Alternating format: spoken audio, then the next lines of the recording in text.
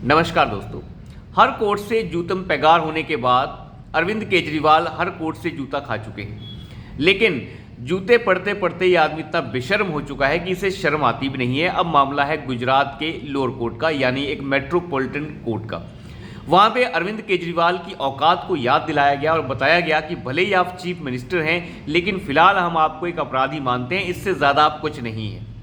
अरविंद केजरीवाल के ऊपर मानहानि का मामला चल रहा है जो गुजरात यूनिवर्सिटी ने अरविंद केजरीवाल के ऊपर कर रखा है। ये वही मामला है जिसमें प्रधानमंत्री की डिग्री को लेकर आम आदमी पार्टी के अरविंद केजरीवाल और संजय सिंह ने आपत्तिजनक टिप्पणियां की थी गुजरात यूनिवर्सिटी के ऊपर, और एक तरीके से गुजरात यूनिवर्सिटी की विश्वसनीयता के ऊपर सवाल उठाए थे। उसके बाद गुजरात यूनिवर्सिटी ने अरविंद केजरीवाल और संजय सिंह के ऊपर मानहानि का मुकदमा दायर किया था। इस मुकदमे के आने के बाद अरविंद केजरीवाल ने कई बार ये कोशिश की ये मुकदमा रद्द हो जाए। पहले इन्होंने कहा कि यूनिवर्सिटी जो है किसी के ऊपर मुकदमा कर नहीं सकती, लेकिन फिर उसके बाद कोर्ट ने मना कर दिया कि नहीं, मुकदमा हो सकता है, क्यों नहीं हो सकता। इस बार अरविंद केजरीवाल ने एक ऐसा तर्क दे दिया कोर्ट के सामने कि जज साहब भी थोड़ी देर के लिए परेशान हो गए। अरविंद केजरीवाल ने यह कहा कि वो जननायक हैं, वो लोक सेवक हैं और लोगों की सेवा के लिए लगे हुए हैं। इस हिसाब से अरविंद केजरीवाल के ऊपर कोई भी मामला दर्ज नहीं हो सकता बिना सरकार की परमिशन लिए, यानी पहले अरविंद केजरीवाल से इसकी परमिशन ली जानी चाहिए, उसके बाद ही कोई मामला दायर हो सकता है। तो उसके बाद वकील साहब ने वहां से यह भी कहा कि सर, ये तभी संभव होता है, परमिशन तभी ली जाती है किसी लोक सेवक के ऊपर मामला दर्ज करने के लिए जब लोक सेवा में लगे हुए वो कोई काम करता हो और उस मामले में कोई अड़चन आई हो। लेकिन आप कौन से लोक सेवा का निर्वहन कर रहे थे कि आपको आपत्तिजनक टिप्पणियां करनी पड़ी, और यूनिवर्सिटी के ऊपर आपत्तिजनक टिप्पणियां करने में कौन से काम का निर्वहन वो कर रहे थे दिल्ली की जनता के लिए। तो अरविंद केजरीवाल ऐसे घटिया तरीके के आरोप लगाने के चक्कर में सोचता है कि हर जज जो है बेवकूफ़ है। तो वहाँ से जज ने कह दिया कि नहीं, ऐसा कुछ नहीं होने वाला है, मामला दर्ज हो चुका है और ये केस चलेगा, आपको इस मामले में कोई छूट नहीं मिल सकती। यानी अरविंद केजरीवाल को बताया गया कि चीफ मिनिस्टर होने से आपकी औकात ज़्यादा बड़ी नहीं हो सकती। इसका जो नशा उतारने का काम है कोर्ट ने दोबारा किया है। हालांकि ये बेशर्म है, एक नंबर का लठैत, एक नंबर का आप कह सकते हैं। दिल्ली हाई कोर्ट से इसे फटकार पड़ती है कि तुम पैसा नहीं दे रहे हो कोर्ट बनाने के लिए। कई जिला न्यायालय, 70 न्यायालय दिल्ली में बनने हैं, लेकिन ये पैसा नहीं दे रहा है बेशर्म। पिछले 2 साल से पैसा रोक के रखा है। ये मामला सुप्रीम कोर्ट पहुंचता है, सुप्रीम कोर्ट इसे फटकार लगाता है कि 3 दिन के अंदर पैसा दो। फिर ये भागते हुए जाता है और पैसा देने लग जाता है।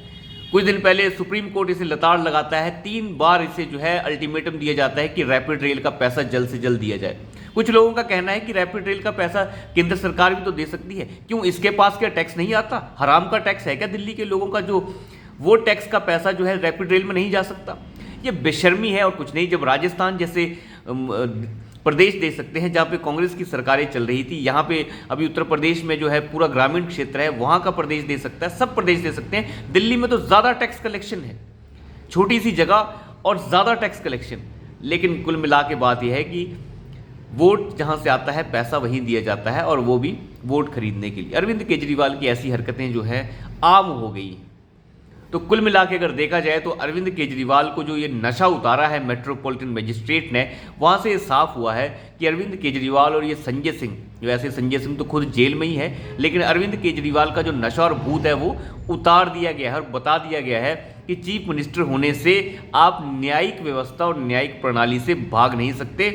आप ये नहीं कह सकते कि आप लोक सेवक हैं, जन सेवक हैं, इसलिए आपके ऊपर मुकदमा दायर नहीं किया जा सकता बिना आपकी परमिशन लिए। तो परमिशन की आवश्यकता जो है नहीं है, क्योंकि आपत्तिजनक टिप्पणियां करने में आप कौन सा जननायक का काम कर रहे थे? इसमें कौन सा सेवक का काम है आपत्तिजनक टिप्पणियां करना कि यूनिवर्सिटी फेक है, डिग्रियां फेक हैं, फलाना फेक हैं, हर चीज़ ठीक है? मतलब इसका कहना सब सही है, बाकी सब गलत है। हमें ऐसे पढ़े लिखे मुख्यमंत्री नहीं चाहिए जो इस तरीके से काम करते हों। कुल मिला के इसने बदतर बना दी है दिल्ली की हालत, और फिर भी ये जो है अपने आप को जननायक बना के बैठा है। इसे अरविंद केजरीवाल को जो मौका दिया है जनता ने, उस मौके का गलत फ़ायदा उसने उठाया है। खैर, मौका तो जनता का देना काम भी है, पता भी चलता है कौन सा लोग कैसे आ रहे हैं। लेकिन कुल मिला के अरविंद केजरीवाल इस मामले में फंसेंगे और बहुत गहरे फंसेंगे। मुझे लगता है गुजरात यूनिवर्सिटी बिल्कुल भी माफ़ी अरविंद केजरीवाल को नहीं देगी, क्योंकि अरविंद केजरीवाल आज तक कम से कम 5 लोगों से माफ़ी मांग चुके हैं, चाहे वरुण जेटली हो, चाहे वो शीला दीक्षित के मामले में देख लीजिए। शीला दीक्षित को कहता था ये चोर है और जैसे ही मेरी सरकार बनेगी ये जेल के अंदर होगी। लेकिन अरविंद केजरीवाल की सरकार बनने के बावजूद भी जब तक शीला दीक्षित जिंदा रही कोई मामला उनके ऊपर दायर नहीं किया जा सका, कोई एफआईआर नहीं हुई। कहता था उसके घर में 10 एसी हैं, 50 एसी हैं, ये है वो है, एसी तक गिनाता था।